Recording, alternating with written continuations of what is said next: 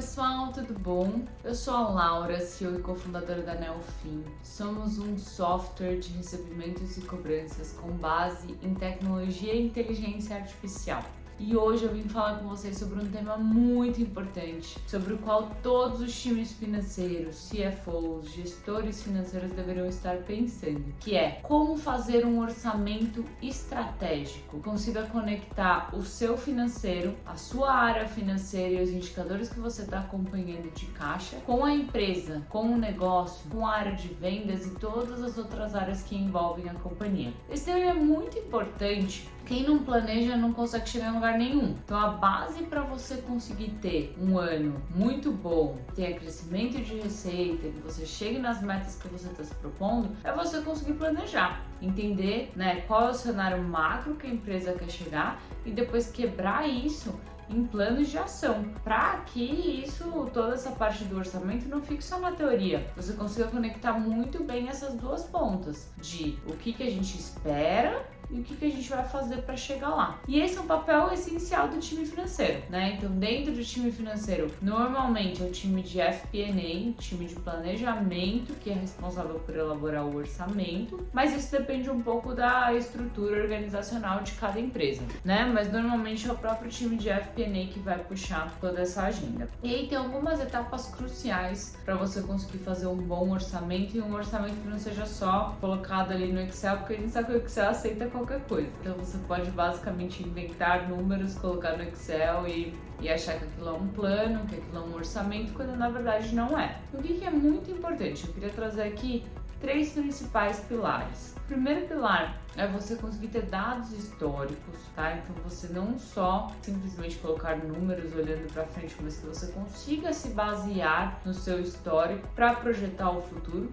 Não adianta também colocar metas completamente impossíveis que não fazem sentido com a realidade da empresa. Essa é o primeiro norte aqui quando a gente está pensando em orçamento. Segundo norte é você conseguir ter no seu orçamento como é que é o build-up do seu orçamento, desde o P&L até o fluxo de caixa. Não é basicamente você só colocar ali o output, só o número financeiro final, mas você entender da onde que vem aquele número, como que aquele número passou a existir. Um exemplo muito simples aqui, mas por exemplo, receita. Vai ser sempre um volume vezes preço, do que você está vendendo, e isso vai dar a receita. Então, conseguir ter esses KPIs mais operacionais do negócio que te ajudem a entender para onde que a empresa vai, Entender também o histórico para projetar o futuro. E o terceiro pilar é a comunicação entre as áreas. Não adianta nada o financeiro fazer um orçamento ali isolado no mundinho dele, sem conversar com as áreas que vão colocar tudo isso em prática. Então precisa ter um alinhamento, precisa ter uma comunicação,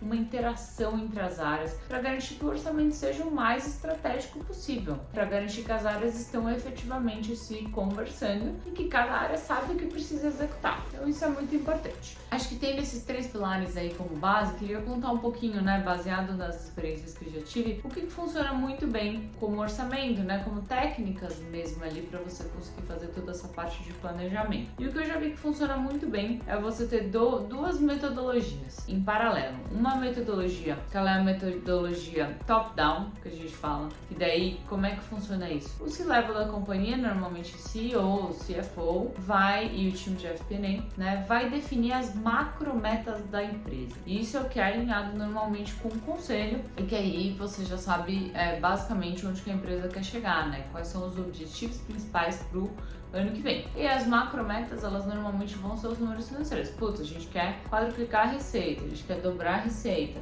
mas eu não posso aumentar a queima de caixa. Quero ter uma margem EBITDA de X%, uma margem bruta de Y% e posso queimar X de caixa para terminar o ano com uma posição XYZ. Quero investir mais em tecnologia, quero aumentar o time, quero criar um time novo, quero ter novos projetos. Então, essas visões um pouco mais macro, elas podem funcionar assim para serem definidas de maneira um pouco mais top-down, que daí é o próprio conselho, os investidores da companhia junto com o C-level que vão definir. E aí, a partir do momento que você tem essa visão mais top-down, é muito interessante passar essa visão para os times e aí sim fazer um orçamento bottom-up. E daí como é que funciona esse bottom-up? Daí é cada time mesmo, cada área da empresa, então desde vendas, CX, tecnologia, finanças, RH, marketing, todas as áreas, elas vão, com base nessa meta, montar o plano detalhado delas. De, putz, o que eu preciso em termos de KPI para chegar nesses números? É óbvio, falando mais de growth e vendas, né? Quanto que eu vou precisar investir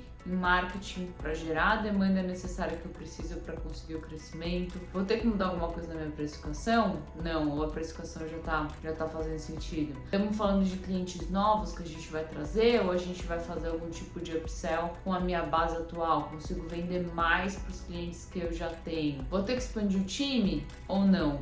Para os projetos de tecnologia que eu preciso entregar, o time que a gente tem, ele vai ser suficiente? Como que a gente vai planejar as squads? Quando que essas novas funcionalidades que a gente está prevendo, quando que elas vão estar no ar? E aí você pode até, depende muito do tipo, do modelo de negócio que você está falando. Então pode ter, por exemplo, novos canais de vendas que você vai querer testar. Por exemplo, putz, uma indústria de alimentos que já vende bem para um canal de representantes. Será que eu quero testar outros canais? Quero vender para B2C também? Montar um site? Eu quero ter uma loja? Então, assim, são várias iniciativas estratégicas que precisam ser pensadas, né? E que com base nessa meta mais macro, você consegue daí fazer o micro junto com o time, elaborar esse plano em detalhes e pensar em todos os KPIs que vão levar à chegada daquele número final. Essa metodologia que ela combina os dois, o top-down e o bottom-up, ela é muito eficiente e muito assertiva normalmente, porque ela garante que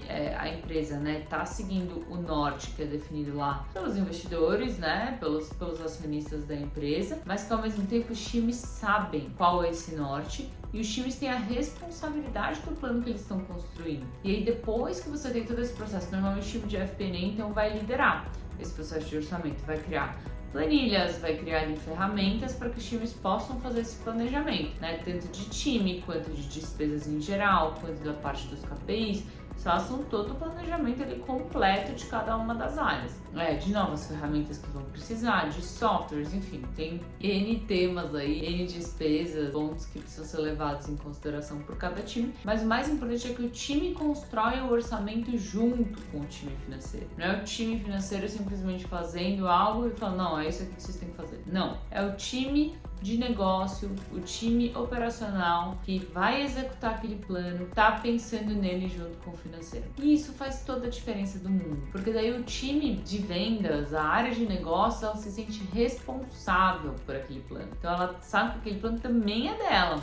E obviamente, é um que é muito interessante fazer, que eu fazia muito, né, quando eu liderava um time de FP&A, é você organizar discussões entre C-level e daí o time financeiro, né? Você traz o C-level, você traz o time de negócio e o time financeiro. O time financeiro vai coordenando essas etapas de discussão, mas o time de negócios vai trazer a visão deles. Então, às vezes a meta está muito agressiva, aí o time de negócio tem a responsabilidade de trazer aqui. Quais são os riscos desse plano que a gente colocou no papel, né? O que a gente pode fazer para aumentar nossas chances de chegar no número? Vou ter que repensar algum tipo de investimento, se o investimento está dando o retorno que precisa ou não, né? Então a gente tem várias discussões super estratégicas que elas podem acontecer e devem acontecer, na verdade, ao longo desse processo de orçamento. Esse processo de orçamento para uma empresa, ele é um processo que ele deve ser muito bem pensado e muito bem estruturado, porque ele faz toda a diferença você saber exatamente o que você precisa executar para chegar na meta. Óbvio que daí, ao longo do tempo, vão ter percalços, né? Então nem tudo acontece assim em linha reta. Normalmente as nossas evoluções, os nossos progressos, elas incluem vales e depois você vai caminhando, vai desenhando toda essa história ali para que a história seja crescente, seja uma história bonita, mas ela não é linear normalmente. Mas pelo menos você tem o norte, você sabe, né, como chegar naquilo, você sabe o que precisa ser executado. E daí os times de negócio, eles ficam muito mais motivados também, porque eles sabem onde eles precisam chegar. E é super interessante, porque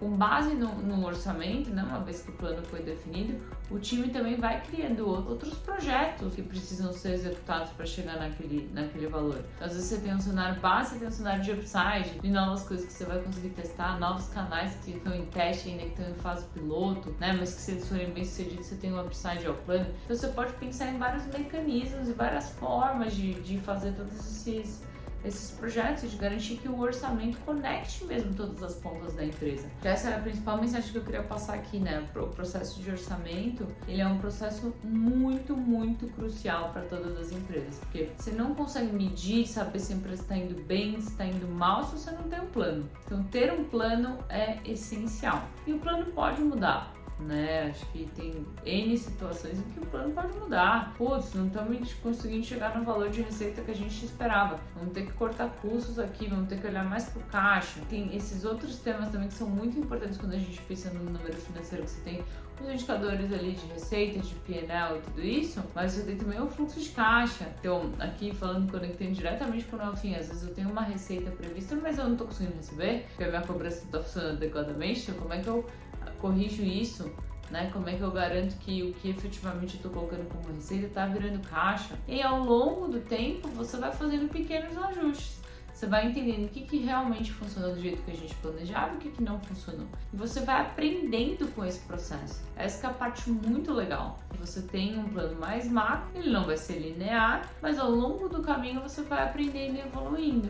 E vai ajustando, né? Vai ajustando pequenas alavancas ali, às vezes de crescimento, de investimento, que você precisa garantir. E aí, óbvio que também tem toda a parte de gastos, de custos, de despesas, que isso é essencial que seja muito bem planejado, porque se as empresas erram a mão ali na parte de despesa, no planejamento de despesa, né, no orçamento mesmo ali dos gastos, isso pode ser um grande problema, pode ser um grande buraco para a empresa. E toda a parte de fluxo de caixa.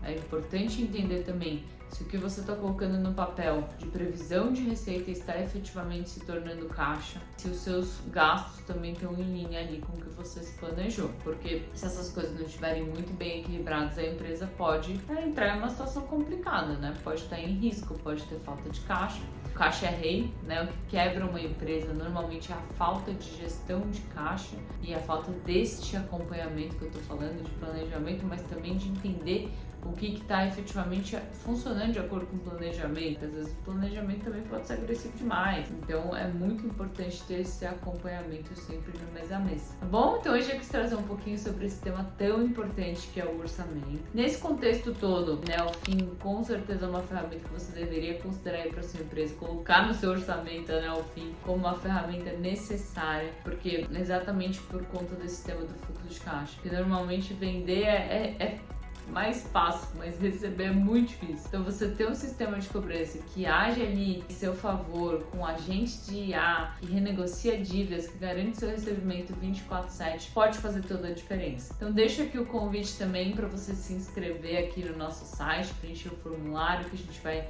fazer uma demonstração da Nelfin com você. Se você gostou desse vídeo, por favor, curta, compartilhe e nos vemos no próximo.